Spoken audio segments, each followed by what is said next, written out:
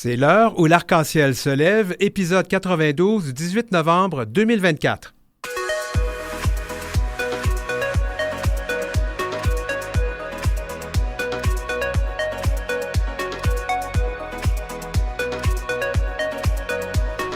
Au sommaire aujourd'hui, jour du souvenir trans, l'état des lieux du Canada pour les personnes trans, un tableau navrant. À Transcontinent Queer, notre regard sur les actualités et enjeux queer à l'extérieur du Québec, on revient sur les différentes élections provinciales et leur impact sur les communautés queer.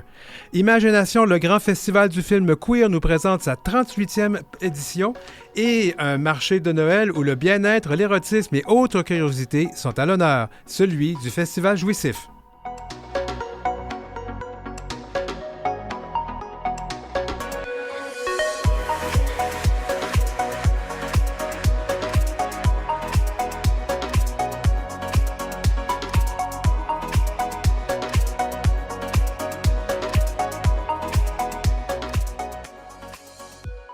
C'est l'heure où l'arc-en-ciel se lève avec Denis Martin Chabot.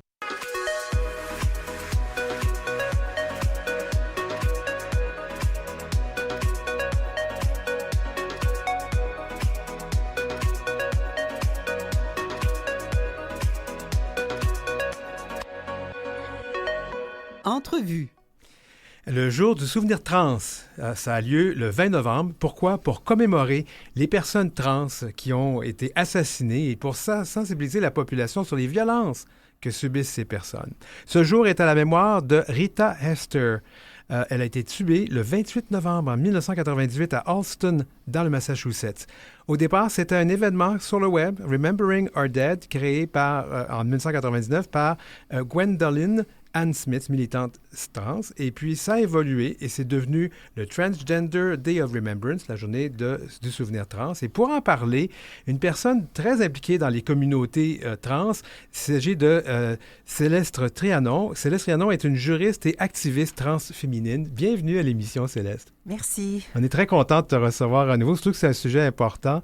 Céleste, on utilise toujours, je pense, avec toi les pronoms féminins, c'est ça? Oui. Tout à fait. Alors, dans le cadre de ton travail de suivi sur la propagation de la haine anti-trans au Canada, tu tiens à jour une carte des risques anti-trans, une visualisation assez étonnante de l'ensemble des lois, des politiques et actions gouvernementales anti-trans dans les territoires et provinces canadiennes. Qu'est-ce qui t'a poussé à t'engager dans un travail comme ça? Bien, pour moi, la première chose, c'était d'avoir constaté qu'il y avait des personnes provenant surtout des États-Unis, mais aussi d'ailleurs, qui se demandaient où devrais-je déménager au Canada si je veux déménager. Et maintenant, c'est devenu de plus en plus contemporain, surtout avec la récente élection de Donald Trump qui a suscité beaucoup de peur au sein des communautés trans qui ont justement été visées avec plus de 300 millions de dollars canadiens en publicité anti-trans. Oui, on a vu ça, là. Je pense qu'en anglais, ça disait Kamala is for they, them. Nous, Donald Trump is for you. Hein? Kamala s'intéresse aux personnes qui utilisent les pronoms IL et CELE et LE. Puis bon, c'était assez peu. C'était très éloquent, puis assez peu éloquent, en fait. Peux-tu nous expliquer comment fonctionne la carte des risques? Comment tu as mis ça? Disons qu'avant, ma méthodologie était un peu comme plus du gut feeling, mais éventuellement, j'ai un peu raffiné mes méthodes pour que ce soit justement quelque chose qui est basé sur des faits. Donc, au final, comment est-ce que j'utilise quelques barèmes? Donc, premièrement, je n'assume jamais qu'une juridiction est sécuritaire jusqu'à temps qu'on me prouve le contraire. Ouais. Donc, je ne mettrai jamais une juridiction à bas risque, sauf si on a un gouvernement qui avance activement les droits des personnes trans, puis il n'y a pas vraiment de chance élevée que il y a des anti-trans qui se font élire. Donc, par exemple, au Manitoba, en ce moment, les choses se passent super bien. Il y a des lois qui ont été introduites pour faciliter, entre autres, les changements de nom pour les personnes trans, pour souligner la journée de la visibilité trans, à ne pas confondre avec la journée du souvenir trans. Tout à fait. Tandis que d'autres provinces telles que l'Alberta introduisent des projets de loi anti-trans qui vont quasiment enlever les soins de santé médicalement nécessaires à nos jeunes trans, ainsi que de dévoiler forcément la transidentité des jeunes à leurs parents sans leur consentement même. Donc, je pense que l'Alberta, c'est la pire juridiction jusqu'à maintenant. Là. Pire, puis ça va environ juste aussi loin que, je dirais, certains États du sud des États-Unis. Ce n'est pas aussi pire que la Floride ou le Texas ou comme certaines autres juridictions, mais ça demeure quand même un endroit qui n'est relativement pas sécuritaire. Alors, quelle sorte de loi politique, là, tu en as nommé quelques-unes, mais c'est quoi que tu regardes pour t'assurer que ça fonctionne, de donner une cote là, aux provinces et territoires? Je dirais généralement, est-ce que ce serait facile pour une jeune trans ou une adulte trans à vivre dans une province donnée? C'est vraiment ça mon barème. Puis pas comme j'utilise pas vraiment comme la pensée populaire, sauf si ça aura raisonnablement comme une influence sur la politique. Moi, je ne regarde que les politiciens, puis leurs débats, puis leurs pensées, puis tout. Et c'est justement pourquoi est-ce que, par exemple, la Colombie-Britannique, qui auparavant a été vue un peu en tant que sauveteur, en guillemets, des personnes trans, d'ailleurs, tellement... Il y a des pratiques là qui ne sont pas pratiquées ici, telles que même s'introduire avec les pronoms dans les tribunaux. C'est quelque chose d'assez spécial, disons-là. Puis ça n'existe malheureusement pas ici au Québec. Mais en même temps, la CB, il y a une extrême droite qui a pensé proche de gagner. Hein? Extrêmement proche, par environ une centaine de votes au final. Oui, parce que c'était le Parti conservateur allait très loin, là, voulait même interdire la participation des personnes trans féminines au sport féminin. Ça allait loin, là. Est-ce que tu as rencontré des difficultés à recueillir toute cette information-là? Parce que là, je pense que tu travailles toute seule là-dessus, là. Pour l'instant, oui, mais je dirais l'enjeu pour moi, recueillir les infos, ce n'est relativement pas difficile parce que c'est souvent très bien publicité, surtout dans les médias locaux, quand il y a des actions anti-trans qui se déroulent. On en parle beaucoup ici à l'heure où l'arc-en-ciel se lève. sans prendre les médias qui prennent en compte comme la politique puis tiennent les politiciens responsables. Ouais. Mais en même temps, je dirais l'enjeu, c'est aussi de surveiller les développements plus au niveau municipal, scolaire, à des niveaux un peu plus miniatures, disons ça. Puis également un peu le sentiment populaire parce que, je veux dire, il n'y a quasiment pas de personnes trans qui ont comme des pieds dans toutes les provinces canadiennes. Puis même moi, je veux dire, ma vision sera certainement limitée par le fait que j'habite ici à Montréal, qui est considérée comme l'une des villes les plus sécuritaires pour les personnes trans en Amérique du Nord. Il y aura peut-être d'autres personnes qui écoutent l'émission qui vont peut-être essayer de t'aider dans tes démarches. Je vais sauter quelques questions, mais il y a des choses que je trouve importantes. Parlons un peu là, c'est où les endroits les pires pour les personnes trans au Canada? Certainement l'Alberta, je dirais, mais aussi en général, je veux dire, c'est souvent les municipalités rurales où est-ce qu'il y a une absence de services pour les personnes trans. Le communautaire, ça existe dans les grandes villes.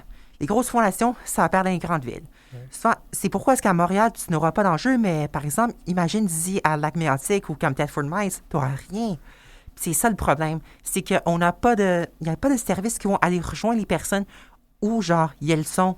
Parce qu'actuellement, presque tous les services priorisent seulement soit les grands centres ou peut-être une force québécoise, les petits centres tels que Trois-Rivières, tels que Drummond, tels que Victoriaville. Genre, les petits centres se font aussi desservir, mais rien de plus petit que ça. Qu'est-ce que tu dirais aux personnes trans qui vivent dans des milieux difficiles? Je dirais la première chose, c'est de garder espoir parce que ce n'est pas facile d'être une personne trans, surtout en 2024, mais de rester en vie, c'est important. Puis, juste rester en vie, c'est une forme de résistance envers justement les politiques, les lois, les pratiques anti-trans qui se font propager aussi largement des médias en ce jour.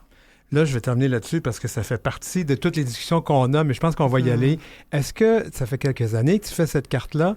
Est-ce que ça s'améliore ou c'est pire? Ça fait environ un an et demi, quelque chose que je le fais. Puis j'ai définitivement à dire que certaines de mes prédictions, telles que l'Alberta étant comme du rouge foncé, disons que j'ai des bonnes prédictions, mais en même temps, je dois le dire, j'ai aussi pas eu des choses parfaites, telles que, par exemple, j'aurais jamais pensé que la Colombie-Britannique aurait comme été aussi proche d'avoir un takeover de l'extrême droite. Ouais. Donc, c'est sûr que, disons, j'ai dû me raffiner beaucoup. Puis, disons que... Est-ce qu'on peut dire des bonnes choses de Nouveau-Brunswick qui va peut-être changer? Ça s'améliore. Ouais. Ça s'améliore définitivement en ce moment. Mais je dirais c'est peut-être ça, puis le Manitoba, c'est les seules juridictions avec des réels amélioремents. Et cette journée qui s'en vient, en fait, quand ceux qui nous écoutent en direct, elle s'en vient, sera peut-être déjà passée au moment qu'ils vont nous écouter en rediffusion ou en balado, la journée du souvenir trans. C'est important. Est-ce qu'il faut le souligner à chaque année? Oh, absolument. Le dire, ce n'est non seulement pour les personnes trans qui se font tuer, qui sont des victimes de meurtre ou d'homicide, mais également toutes les personnes trans qui ont vu leur vie enlevée ou se sont enlevées la vie à cause de négligence gouvernementale ou d'action ou d'inaction gouvernementale. le jour après l'élection, j'ai vu comme un post sur Blue Sky d'une militante et juriste trans américaine, Alejandra Caraballo, qui mentionnait comment est-ce qu'elle a été mise au courant de 3 suicides de jeunes trans dans les 24 dernières heures. Aïe, aïe, aïe, C'est aïe. des histoires cauchemardesques, trop souvent influencées par la politique. Ça devrait pas être comme ça, mais c'est là qu'on se retrouve en ce moment. C'est justement, il y a trop de personnes trans qui meurent en ce moment, non parce que leur santé est mauvaise, non parce que... Parce qu'elles sont découragées. Et Exact. toi, comment tu te sens présentement, personnellement? Parce que là, tu es très visible, tu es une personne connue maintenant et tu es une personne trans. Comment ça se passe pour toi? C'est pas facile. Puis je vais le dire, comme se faire visser par la haine, c'est quelque chose que je ne souhaiterais sur personne. Mais en même temps, j'essaie de me gérer. L'important, c'est d'avoir des liens, d'avoir des connexions, des amitiés, etc., qui me permettent justement à être bien plus résiliente que je le serais toute seule. Céleste Triano, mon Dieu, merci beaucoup d'avoir été avec nous. Merci pour ce beau témoignage. C'est un plaisir. Merci. C'est l'heure où l'arc-en-ciel se lève avec Denis Martin Chabot.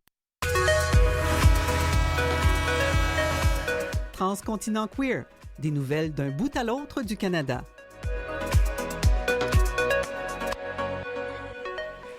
Eh oui, on a beaucoup parlé des élections aux États-Unis depuis presque 2 semaines maintenant, notamment avec le retour de Donald Trump 2.0, et la prise de contrôle totale du Congrès par son groupe et des craintes pour les personnes de la diversité et de genre, diversité sexuelle et de genre.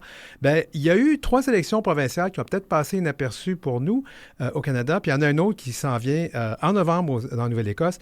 Eh bien, des décisions politiques avec plein de conséquences aussi pour les personnes de la diversité sexuelle et de genre ici au Canada. Alors, pour en discuter, je reçois nos correspondants et correspondantes, Dan Robichaud à Clare, en Nouvelle-Écosse, Arnaud Baudry à Toronto et Roseva Forgue-Jenkins à Edmonton. Salut tous les 3! Bonjour. Alors, on va commencer dans l'Ouest. C'était une grosse journée, Roseva. Alors, avant de parler d'élections, on va parler de l'Alberta et de Danielle Smith, la première ministre qui s'en prend aux communautés trans. Et pas rien qu'un peu, là. Oui, non, c'est vraiment affreux.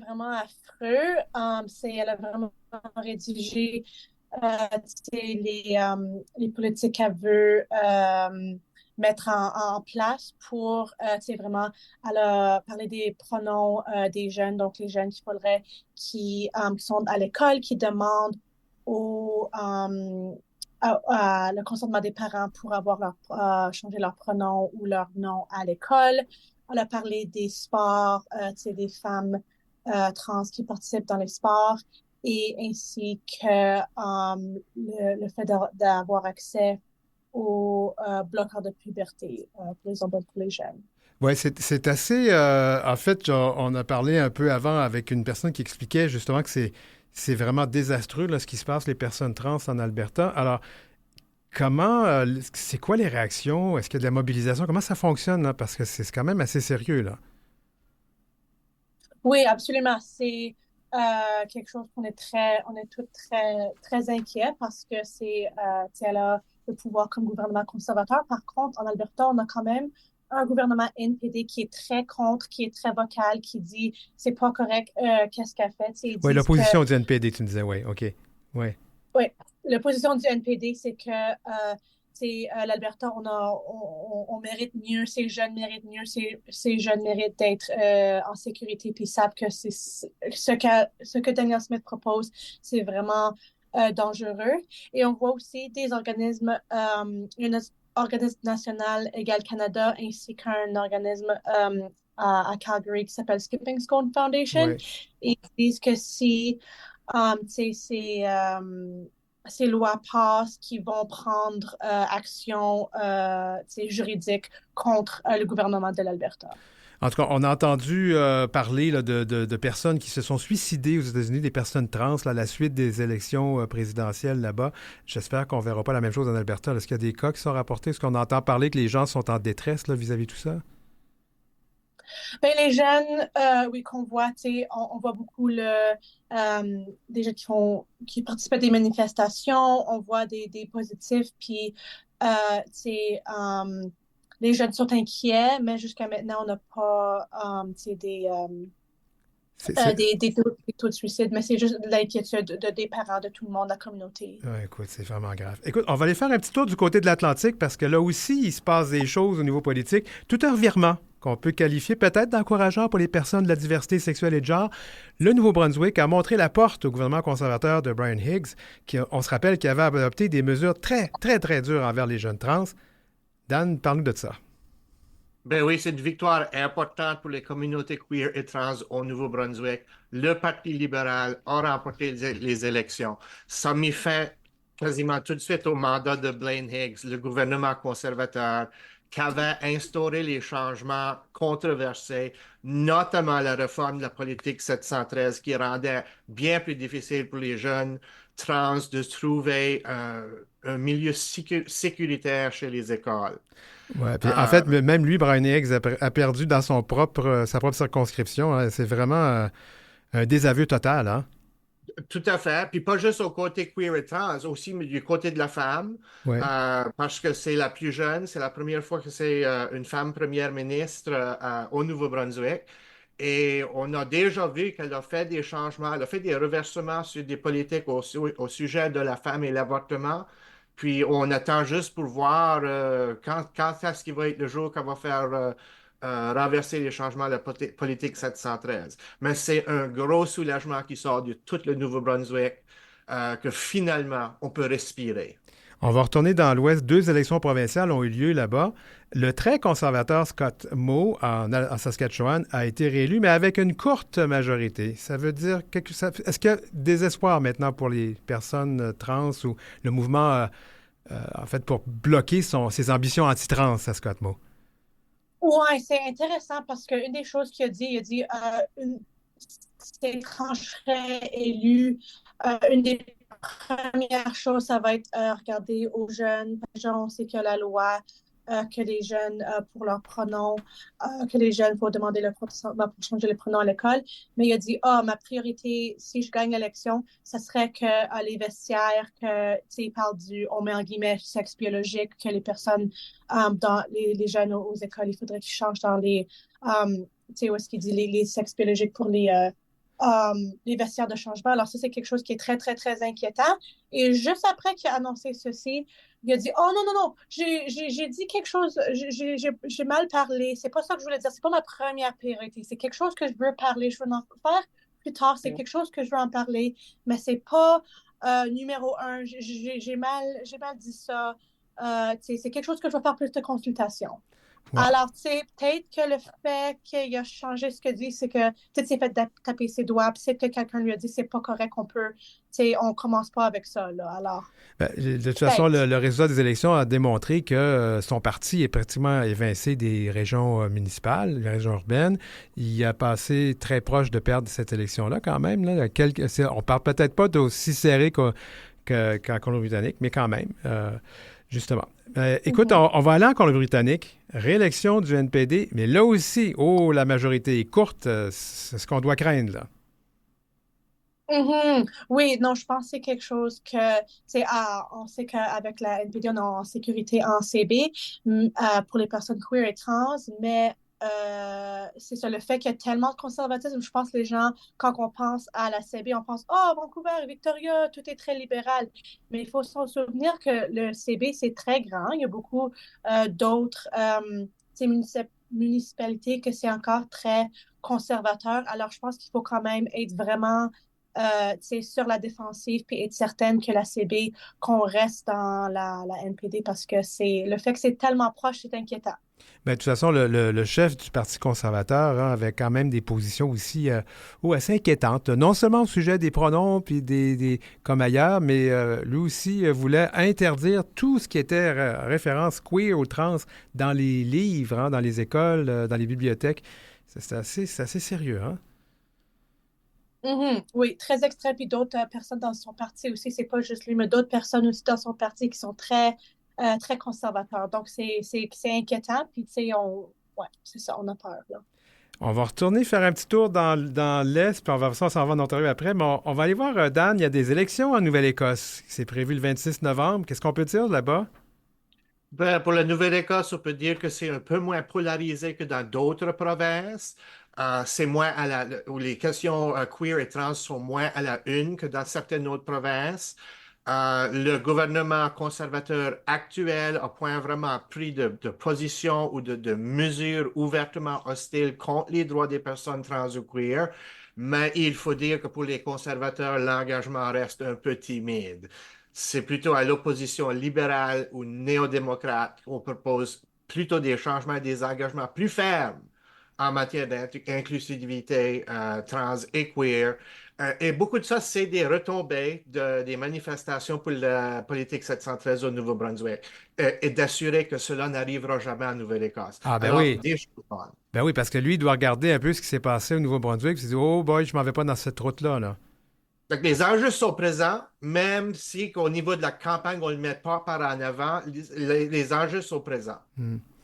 Euh, Avant d'aller parler de, de l'Ontario et puis de la fermeture bientôt là, du Centre canadien de la diversité sexuelle, j'aurais le goût de vous poser la question, je n'étais pas préparé, mais quand on regarde ça, ça augure comment pour les fédérales? Parce qu'il y a des élections fédérales en 2025, là, ça s'en vient plus vite que plus tôt que tard. Euh, Est-ce qu'on peut craindre, surtout que le gouvernement en place ici de Trudeau est très peu... en fait, il est en difficulté. Je pense que je vais lancer Arnaud là-dessus. Bah, écoute, vu le tableau qu'on dresse là, c'est quand même très inquiétant. Plus le contexte aux États-Unis, il y a comme un vent de conservatisme dans l'air, donc c'est pas de bon augure. Mais justement, d'où l'intérêt de mettre les sujets sur la table et de continuer à parler des enjeux, parce que ça reste des enjeux d'actualité. Oui, puis je ne sais pas si le message va être envoyé aux conservateurs fédéraux, là, que si vous parlez trop de choses anti-trans, ça peut vous nuire, comme ce qui s'est passé au Nouveau-Brunswick, peut-être? Qu'est-ce que tu en penses, Dan? Oui, oui, absolument. Le plus gros danger, comme moi, tout le monde le sait, je suis séropositif. Ça fait qu'au niveau fédéral, il y a une couleur que moi, je ne voterai jamais pour parce qu'il peut se faire des rebours qui me coûteraient très cher, littéralement me coûteraient très cher. Ouais. On pourrait couper du financement qui va aux provinces, qui est utilisé pour les médicaments pour les personnes avec le VIH. Euh, et si on parle de garder le statu quo, ben nous autres, on parle dans la communauté de faire des améliorations sur le système qu'on a. C'est pas une question de garder le statu quo. Alors, il faut voter au niveau fédéral en vertu de ça. Mais bon, puis je vais aller faire un petit tour en Alberta. Roosevelt, moi j'ai vécu en Alberta, puis on avait un dicton à l'époque, on disait tu prends une boîte de cornflakes, ta peinture en bleu, puis elle va gagner ses élections pour le Parti conservateur. Mais bon, ça c'est autre chose. Mais le fait là qu'il y a quand même des... Tu sais, Scott Moe s'est fait dire que tu vas peut-être trop loin. Les élections, les résultats des élections ont montré là, que c'est peut-être trop. On a vu ce qui est arrivé aux conservateurs au Nouveau-Brunswick quand ils prennent le virage conservateur social. Est-ce que toi, tu sens ça que peut-être que les conservateurs fédéraux qui ont quand même 20 points d'avance, qui ont le vent dans les voiles, est-ce que ça pourrait là, les faire réfléchir avant d'aller en campagne électorale puis de faire une campagne sur le dos des personnes trans et queer? Ben, c'est ça. En Alberta, comme on sait, tu sais, il y a quelques petits points de NPD, mais il y a tellement de conservatisme que ici, tu sais, c'est vraiment. Puis on voit beaucoup c'est très classique albertain, beaucoup de camions qui disent un mot Oui, le mot en plus F que d'autres, qu'on peut pas disons. dire en ondes, oui. Alors, Ouais. Fait que exactement. C'est quelque chose qu'on voit très, très, très souvent. Alors, je pense que les libéraux en Alberta, c'est pas quelque chose que les gens sont grands fans. Alors, c'est ça que j'ai peur qu'on voit au lieu que les gens voient aller vers les conservateurs. ouais. Bon, on va aller faire un petit tour en Ontario parce que Arnaud Baudry, il y a une très mauvaise nouvelle pour les communautés de la diversité sexuelle et de genre chez vous. Oui, la mauvaise nouvelle, c'est que le Centre canadien pour la diversité sexuelle et de genre a fermé ses portes pour banqueroute en octobre. Hmm. Et c'était un peu une grosse surprise parce que ça n'a pas été vraiment annoncé en avance. En plus, ils étaient, comme cet été, ils venaient de finaliser un accord entre leurs membres, unionisés, là, Ouais. comment on dit? Les syndiqués, oui, une entente de principe avec leurs Voilà, syndicats, oui. merci. Et puis la direction, et ça, donc c'était comme si c'était en avant. Puis là, grande surprise. Donc, ils ont fermé leurs portes après 19 ans d'existence. Wow. Euh, Puis c'était vraiment un centre important pour les jeunes parce qu'ils offraient des programmes contre l'intimidation, l'homophobie et la transphobie, autant dans les écoles, auprès des jeunes, auprès du personnel, puis auprès de la communauté en général. C'est un peu comme le gris ici à Montréal. Mais moi, je me demande, ça met en lumière là, aussi la précarité là, des organismes LGBTQ+ au Canada. Oui, la précarité des financements et puis aussi le désalignement entre les besoins qui sont exprimés dans la communauté et puis les sources de financement pour répondre à ces besoins. Et c'est sûr on le vit au quotidien, c'est le stress du financement qui nous dérive un peu de notre mission. Ça serait vraiment formidable d'avoir une politique de financement des organisations communautaires qui leur permettent de vraiment se focaliser sur leur mission. Donc des financements à la mission euh, qui permettraient aux organisations de livrer leurs services et de se focaliser sur la livraison de services plutôt que s'inquiéter des sources de financement et de travailler sous le stress en mode projet avec des financements courts. Oui, c'est beaucoup ce que disent les organismes communautaires. Ils sont financés, sont sous-financés et mal financés parce qu'on les finance par projet, puis ils doivent toujours adapter leur programmation au niveau des projets. Ça, c'est compliqué, puis c'est un travail qui est très chronophage pour les organismes. Toi, tu gères l'organisme Franco-Queer. J'imagine que c'est quelque chose que tu fais au quotidien, ça. Oui, c'est effectivement chronophage et compliqué. Mhm. Et c'est assez étrange aussi dans l'optique de se dire il faut toujours trouver des nouveaux projets, alors que parfois il y a des choses qui fonctionnent, qui ont fait leurs preuves et qu'on veut continuer à livrer. Mais non, il y a des programmes de financement qui vont nous demander de se renouveler. J'entends et je comprends parce que c'est important de se renouveler et puis d'apporter des choses nouvelles, mais c'est aussi important de soutenir les choses qui fonctionnent. Ouais. Euh, et je pense qu'il y a des programmes de financement qui pourraient être vus ou créés à la lumière des besoins de la communauté et à la lumière du fonctionnement des organisations, surtout quand on est des petites organisations communautaires qui n'ont pas beaucoup de moyens. Donc, on va essayer quand même de privilégier les moyens vers la livraison de services plutôt que vers l'administratif et la bureaucratie. Merci beaucoup à toi, Arnaud Baudry à Toronto. Merci aussi à Dan Robichaud à Clare, en Nouvelle-Écosse, et puis à Roseva Falk-Jenkins à Edmonton. Merci.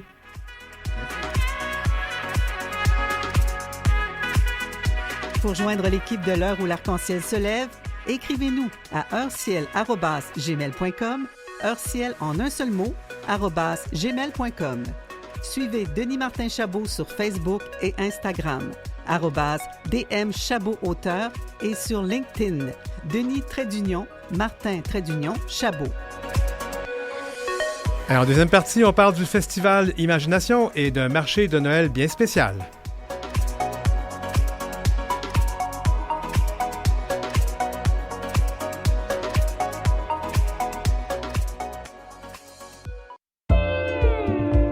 Où l'arc-en-ciel se lève, avec Denis Martin Chabot. Et puis, dans cette deuxième partie, un marché de Noël bien spécial, pour ne pas dire jouissif. Mais avant, on va parler d'Imagination et de sa 37e édition.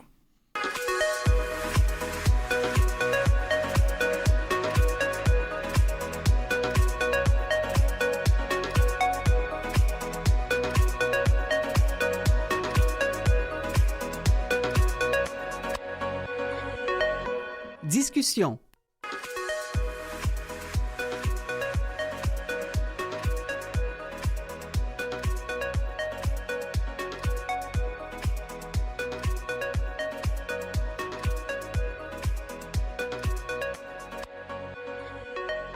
Entrevue. Eh bien voilà, le festival Imagination, festival de cinéma queer, revient cette année avec une grosse programmation. Et pour en parler, on reçoit la direction générale artistique du festival Imagination, Charlie Boudreau. Salut Charlie. Bonjour Martin, ça va? Ça va très bien. Écoute, un rappel des pronoms et accords avec toi? On parle... Ah, moi, appelle-moi Charlie. Gros festival cette année, Charlie. Je sais que on ne peut pas tous les nommer, mais qu'est-ce qu'on doit souligner en termes de films à voir là, cette année? Ah, ben là, j'aime pas cette question-là. Tu sais que j'aime tous mes enfants, hein? Mais donc, si tu avais... Il y a un peu d'un gros coup qu'on a eu cette année, c'est qu'on a pu avoir le film Queer, qui est un film très attendu du directeur de Call Me By Your Name.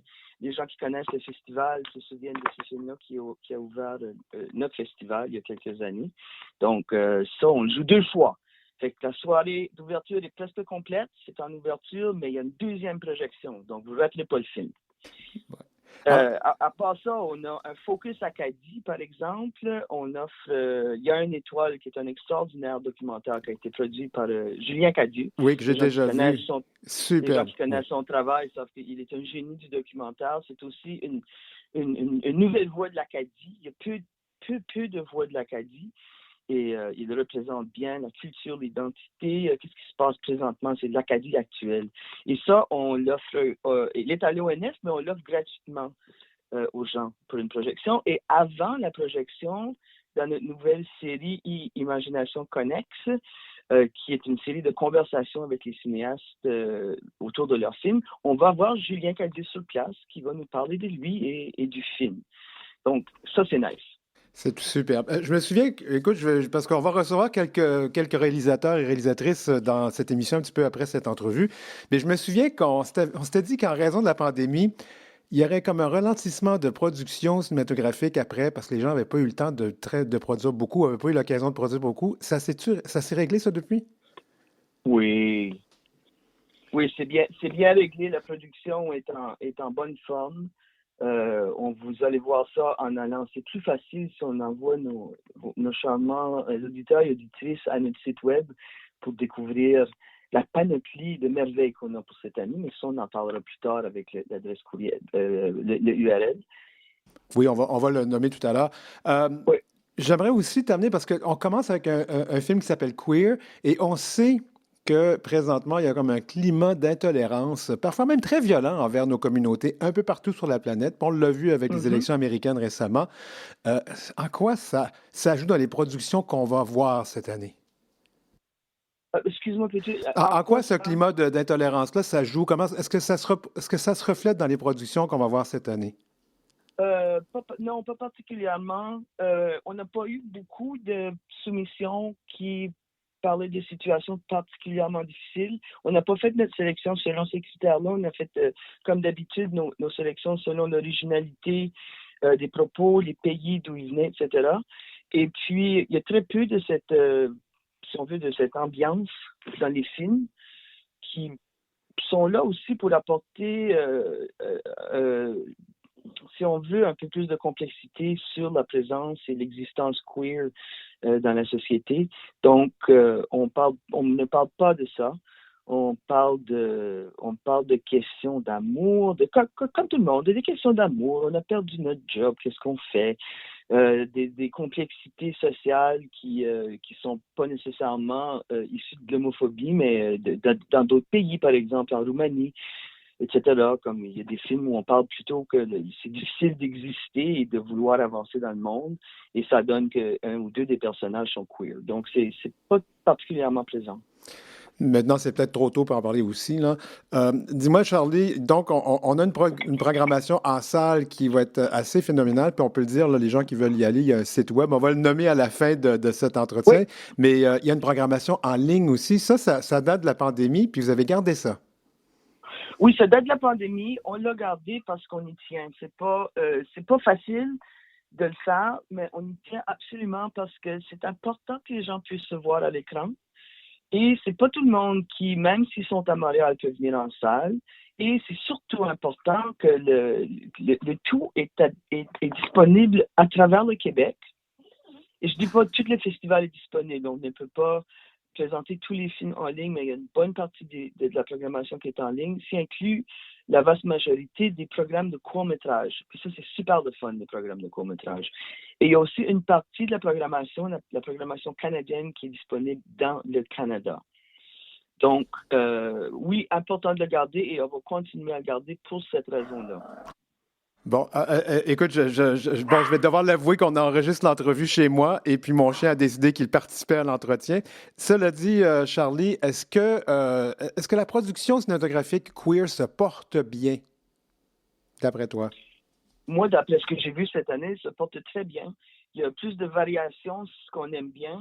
Il y a plus de pays. On a un film de la Géorgie, on a, comme je disais tantôt, des films des pays de l'Est. C'est toujours intéressant de voir ces perspectives-là. On a un film de la Lituanie. Et puis, les old favorites, comme on dit en anglais, l'Italie, la France, les Pays-Bas, tout ce monde-là est là. Donc, il y a une bonne production internationale, super bonne qualité de films aussi, et beaucoup plus de films canadiens qui vraiment marquent la production cinématographique cette année. Donc, après presque, ça fait combien de temps, là? 38 ans? 38e édition, peut-être? Ben non, c'est la 37e. 37e édition, wow! Avance-nous pas, vieillis-nous pas, toi. 37e édition, quand même, ça dure longtemps. Donc, tu as dû voir, tu es là depuis les tout débuts, tu as vu cette évolution, ça va bien. Donc, même quand on regarde l'évolution là, de la cinématographie. Ça va, oui, l'évolution, comme je dis souvent, c'est tellement un privilège d'avoir été là depuis le début et de voir tout ça bouger, comment on s'est défini, comment on parle de nous, comment on se présente à l'écran. Aussi avec la capacité de création, de production, je devrais dire, qui est beaucoup plus accessible maintenant qu'elle l'était il y a 30 ans. On n'a plus besoin d'une équipe de tournage avec un 35 mm. Les gens font des merveilles avec des téléphones, avec des équipements beaucoup plus accessibles. C'est sublime de voir la diversité des voix qui se présentent et qu'on peut partager avec le public. Génial. Eh bien, justement, c'est le temps de le dire. Alors, pour avoir toutes les informations sur le Festival Imagination, on va où pour trouver ça? Vous allez sur image-nation.org, image-nation.org. Arrivez là, vous arrivez sur notre site de Culture Queer qui contient toutes nos productions, inclus le festival de cours et d'autres. Et vous cliquez sur l'icône ou la boîte du festival Imagination qui est en cours présentement. Et vous vous y rendez au site du festival de la 24. Et c'est nouveau. Tout nouveau. Ben, génial. Merci beaucoup, Charlie Boudreau, direction générale artistique de Festival Imagination. Bon succès. Merci énormément de m'avoir accueilli. C'est l'heure où l'arc-en-ciel se lève avec Denis Martin-Chabot. Eh bien, nous poursuivons avec deux personnes réalisatrices de courts-métrages qui vont être présentés pendant le Festival Imagination. Je reçois donc Atif Siddiqui, je prononce bien votre nom. Oui. Ton nom, j'aurais dire, tu présentes Beauty is Revenge. Bienvenue à l'émission. Merci. Et on utilise quel accord et quel pronom avec toi? Il, elle. Il, elle ou elle aussi, oui, les trois? Elle, oui, d'accord. Et là, moi, on m'a dit que tu t'appelais La Mathilde. Oui. Voilà, La Mathilde qui présente Legacy of Joe Rose, Queer Bars and Police Brutality. Bienvenue à l'émission. Merci. Alors, on utilise quels accords et quels pronoms avec toi? Pour moi, c'est elle. Elle, d'accord. Atis, je vais aller à toi tout de suite. OK. Tu nous présentes un court-métrage de 14 minutes sur une expérience que tu as vécue. Peux-tu, sans trop revivre le trauma, on va s'entendre, je n'ai pas le goût de te faire revivre ça, mais il faut en parler un petit peu. Qu'est-ce qui t'est arrivé? C'était en 2018 que j'ai rencontré un homme en ligne. Puis le même jour, il a insisté de me voir et venir me voir chez moi.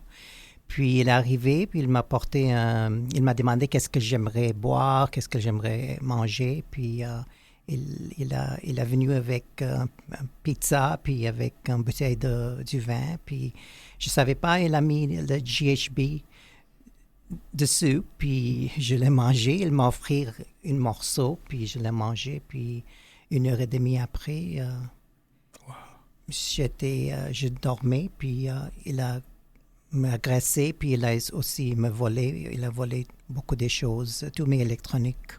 Wow. Je suis vraiment désolé d'entendre ça. Surtout qu'on sait que le GHB, avec de l'alcool, ça peut être mortel. Oui, c'est la première fois parce que je ne consomme pas, donc c'était horrible pour moi de vivre ça. Je suis vraiment désolé d'entendre ça. Alors, pourquoi tu as décidé d'en faire un film? Parce que j'ai voulu avoir plus de discussions sur ce sujet parce qu'il y a beaucoup de monde qui ne parle pas de ça. Il y a beaucoup de honte et les choses comme ça. Puis ils pensent que personne ne veut savoir qu'est-ce qui se passait. Puis peut-être ils sont embarrassés ou quelque chose. Donc, c'est pour ça que je voulais partager et faire comme raise the awareness. Excusez-nous, on entend. Oui, continue, oui. Oui, c'est ça. Donc, pour sensibiliser les gens. Oui, c'est ça. Tout à fait. C'est quoi la vengeance, finalement? Parce qu'on parle de revenge. C'est quoi la vengeance? Vengeance, pour moi, c'est de créer de l'art de ce trauma. Oui, basic. Ouais.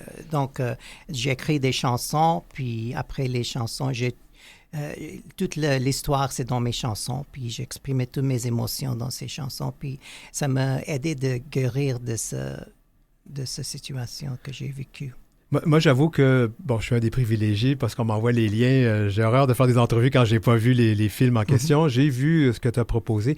Beaucoup d'efforts au niveau de la présentation, l'esthétique visuelle. C'est important pour toi aussi, c'est ça ta beauté, c'est ça? Oui, c'est ça.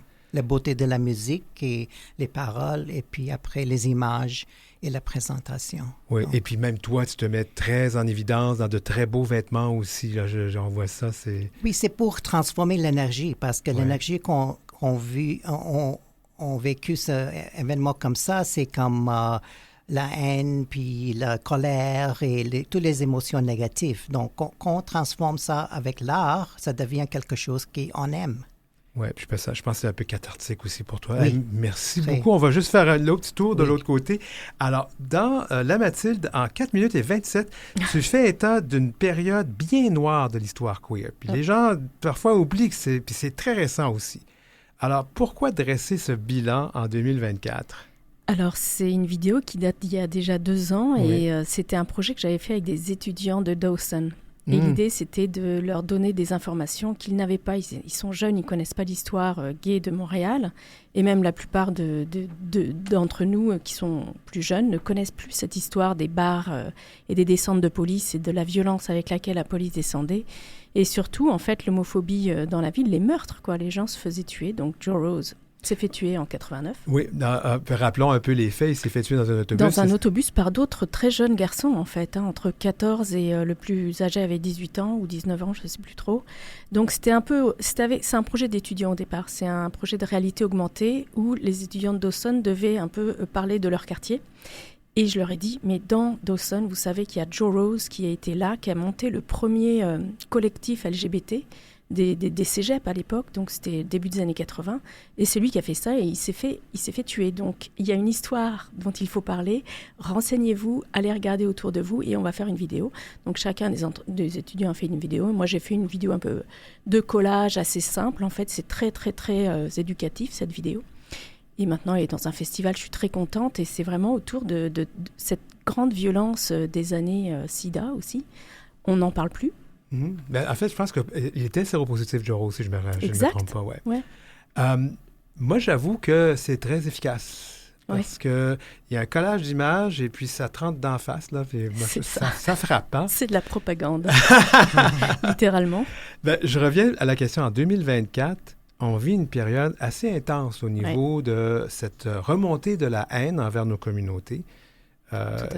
Comment tu l'inscris là-dedans, toi, ce film? Eh ben justement, comme un espèce de miroir en disant aux gens, regardez, ça c'est déjà fait, ça va se refaire, soyons prêts et soyons solidaires en fait. Et n'oublions pas le passé et créons des alliances en fait, des alliances LGBTQ, A+, tout le monde ensemble parce que le flash, enfin comment on dit, le backlash, le ressac. Le ressac va être énorme et il faut qu'on soit vraiment solidaires tous. Je pose la question à toutes les deux. Pourquoi? C'est quoi l'importance de participer à un festival comme Imagination?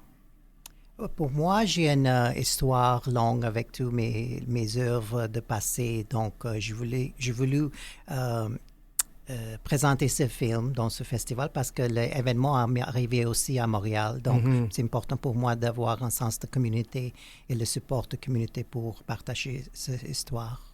Et toi, la Mathilde? Ben moi, ça fait des années que mes vidéos passent dans ce festival, donc c'est comme une espèce de routine, mais c'est toujours important qu'il y ait plusieurs personnes qui puissent voir le film. Et Oui. comme ça va être C'est sur une Internet, plateforme. Oui. la diffusion va être sur Oui. Internet pendant toute la durée du festival, donc c'est accessible à beaucoup de monde. Des projets, toutes les deux? Oui. Oui. Est-ce qu'on peut en parler rapidement? Qu'est-ce que tu as en tête comme projet? Projet. Projet cinématographique, peut-être? Après celui-là, oui. J'ai un projet que je n'ai pas complété. Il y a 10 ans que j'ai commencé celui-là, puis j'avais arrêté à cause de cet événement. Oui. Donc, je veux reprendre ce projet. Et rapidement, ça parle de quoi? C'est plus une histoire de famille et de s'acceptation, puis Oui, parce que j'ai oublié de dire que tu es quand même originaire, je me rappelle du Pakistan. Du Pakistan. Oui, c'est ça. Oui, quand on est une personne qui a un récit d'immigration, c'est pas toujours facile. Je vais aller rapidement à la Mathilde, des projets. Oui, j'ai un projet en réalité virtuelle où en fait on se permet de combattre des insultes homophobes et toutes sortes d'insultes, donc avec nos vrais points. Ben, merci à toutes les deux, à Atif Merci. Siddiqui et Merci. la Mathilde, tous les deux réalisatrices de films qui vont être présentés lors du festival Imagination. Merci beaucoup. Merci, bonsoir. beaucoup. C'est l'heure où l'arc-en-ciel se lève avec Denis Martin Chabot.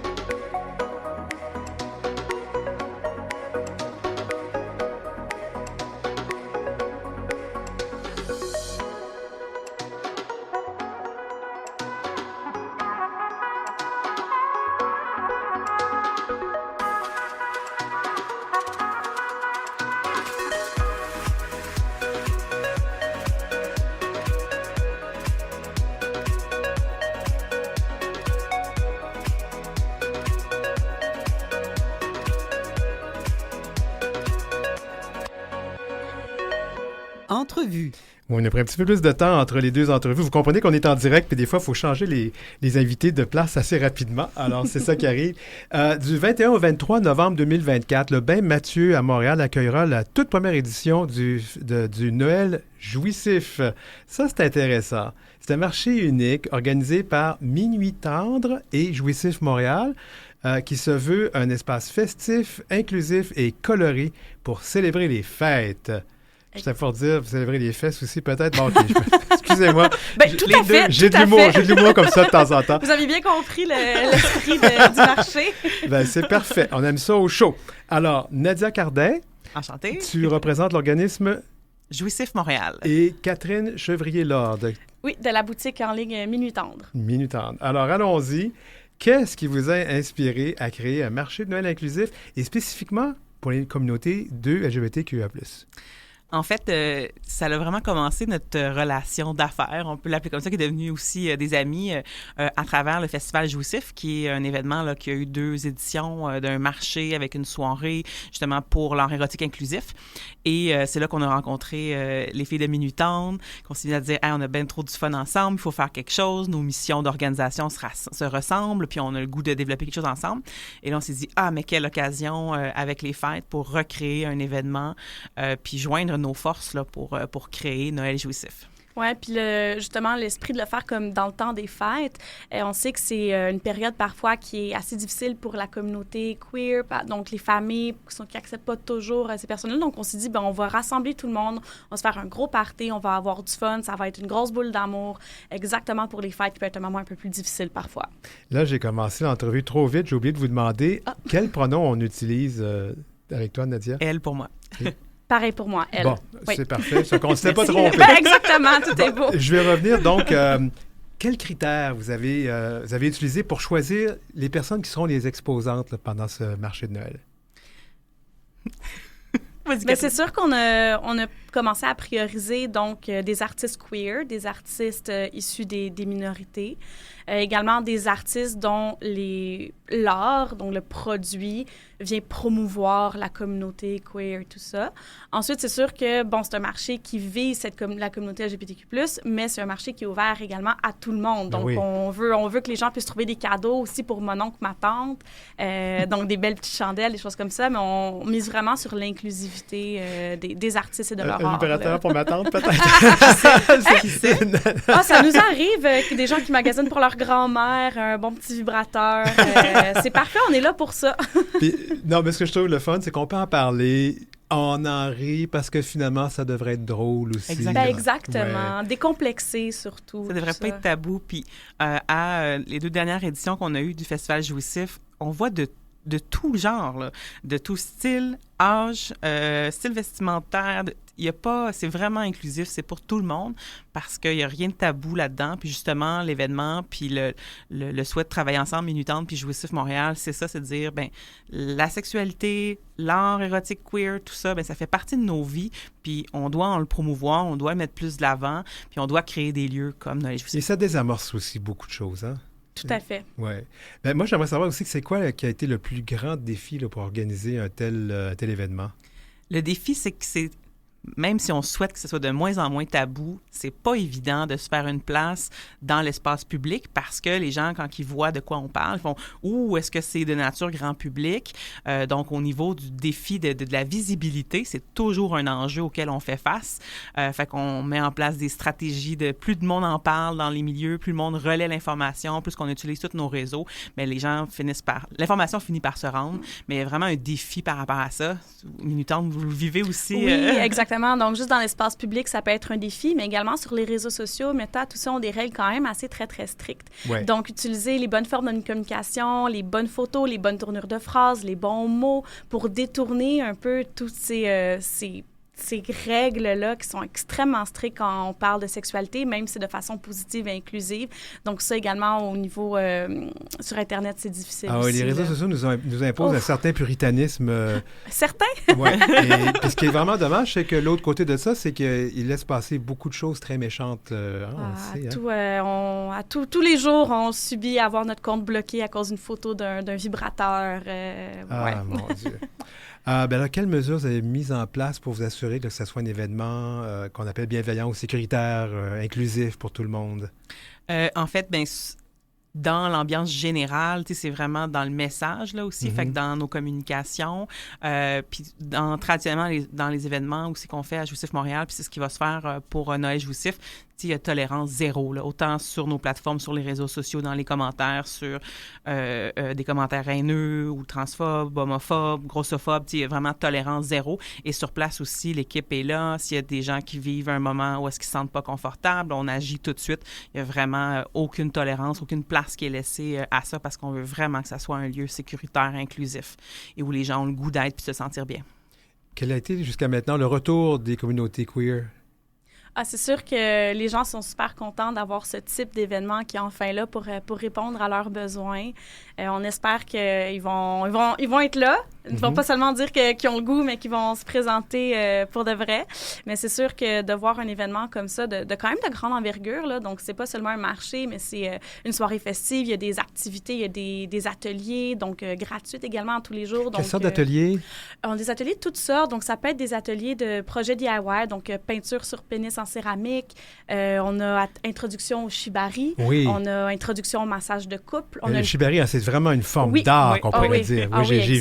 J'ai vu une session de shibari là, dans une exposition, là, et j'ai été épaté. Je ne savais pas que c'était si compliqué que ça. Hein? C'est un art qui peut aller très, très loin. On a des conférences également par des organismes communautaires sur la sexualité et tout ça. Donc, il y en a vraiment pour tous les goûts et on essaie de garder ça gratuit ou très, très peu dispendieux pour justement l'inclusivité passe aussi par toutes les strates financières, toutes les classes, donc pour que les gens Vous avez reçu l'appui de Fierté Montréal. Je pense que ça vous aide aussi financièrement, ça? Oui.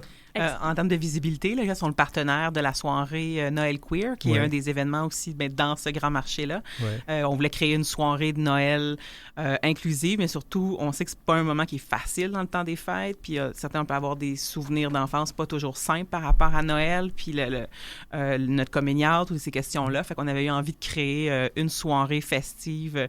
Rappelons-nous nos parties de sous-sol chez nos grands-parents, réapproprions-nous ces codes de Noël-là, la sauce queer, puis Fierté Montréal est notre partenaire là, pour cette soirée-là. Moi, je me suis gardé du temps parce que ça me tentait de vous poser une colle à toutes les deux. Ah! Alors, suggestion de cadeau pour Noël. Je vous ai pas averti que je m'en allais là. Ben non, hein? Ben, vas-y, toi. Suggestion de pour qui? À quel OK, public? allons-y je vais poser pour un homme queer de 60 ans. Je parle de moi, là. Sans parler. On a des artistes vraiment très chouettes, dont Omondou, Garçon Bonbon, qui font des peintures, de l'aquarelle aussi sur différents médiums, qui vendent des toiles ou des prints qui sont super beaux, qui peuvent être très, très beaux dans un salon. Fait que j'aurais envie de dire ça. Mais toi, je te pose la question avec une personne différente, une jeune femme queer, mettons 20 ans. Ben, moi, là, quelque chose que je recommande, c'est un peu plate comme réponse, mais un peu Non. tout le monde, là. Puis c'est un petit peu du lubrifiant. Il y a beaucoup de gens qui se disent, ben moi, j'en ai pas de besoin de lubrifiant, mon corps fonctionne assez bien, mais c'est jamais vrai. Du lubrifiant, ça sert à tout le monde, n'importe quand. Ça peut même servir pour l'irritation de la peau, mais c'est toujours encore mieux avec du lubrifiant. Ça coule. Silicone à base d'eau, ça dépend des goûts, ça? J'aime mieux offrir à base d'eau. C'est plus polyvalent. Parfait. Hey, merci beaucoup, Catherine Chevrier-Lord et Nadia Cardin. Je répète donc, c'est le week-end du 21 au 23 novembre au Bain Mathieu à Montréal. Noël jouissif, marché de Noël. Merci beaucoup. Merci. Un gros merci de nous avoir reçus. Merci.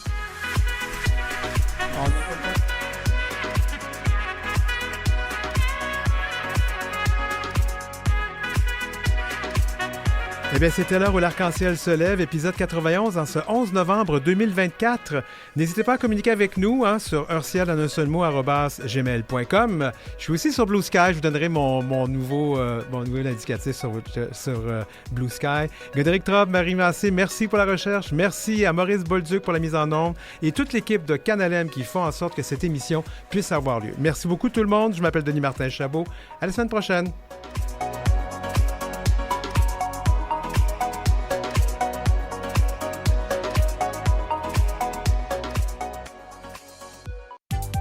Après la pause, notre